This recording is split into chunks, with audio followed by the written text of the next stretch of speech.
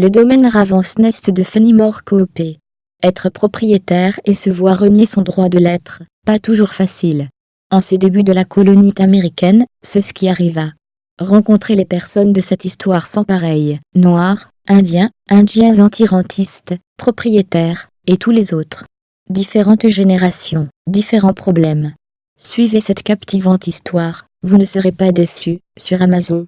En voici un extrait, visitez le noir et l'indien. Il était exactement 10 heures du matin, le lendemain de ce jour, lorsque mon oncle Ro et moi découvrîmes la vieille maison du Nest. Je l'appelle vieille, car dans un pays comme l'Amérique, une maison qui a plus d'un demi-siècle acquiert quelque chose de vénérable. Pour moi elle était réellement vieille, car elle avait plus de 2 fois mon âge, et sa pensée était associée dans mon esprit à toutes les pensées de ma jeunesse. Depuis mon enfance, je l'avais considérée comme ma demeure future.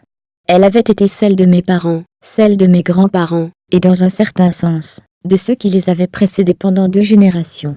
Tout le pays, aussi loin que s'étendait notre vue, les riches vallées, dont les pâturages marquaient les contours ondoyants, les collines qui les abritaient, les bois, les montagnes perdues dans les vapeurs de l'horizon, les vergers, les habitations, les granges, et tous les instruments de la vie rurale, tout cela était mien, et l'était devenu, sans qu'un seul homme pût se plaindre d'une injustice dont j'eusse connaissance. Même l'homme rouge a été loyalement indemnisé par Herman Mordaunt le patenté, et Siskozu, le peau rouge de Ravensnest, comme on l'appelait souvent, notre vieil Onondago, l'a toujours reconnu.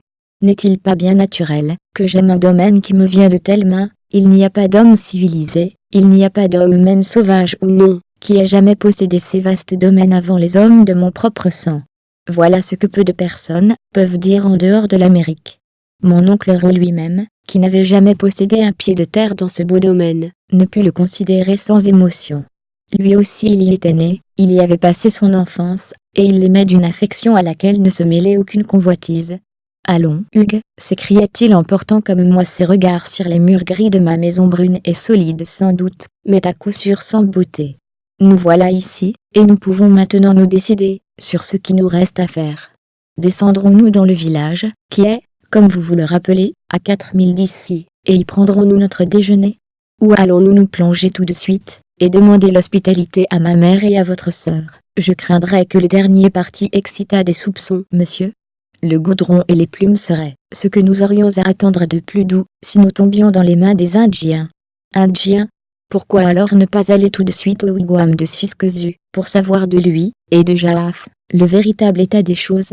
Je les ai entendus parler de l'Onondago la nuit dernière à notre taverne, et ils disaient que pour un centenaire, il avait encore l'apparence d'un homme de 80 ans. Cet Indien est très observateur, et il peut nous révéler quelques-uns des secrets de ses frères. Trouvez le domaine Ravensnest de Fenimore Coop sur Amazon. Visitez-nous sur pleinddelivres.com, et sur livresenligne.ca.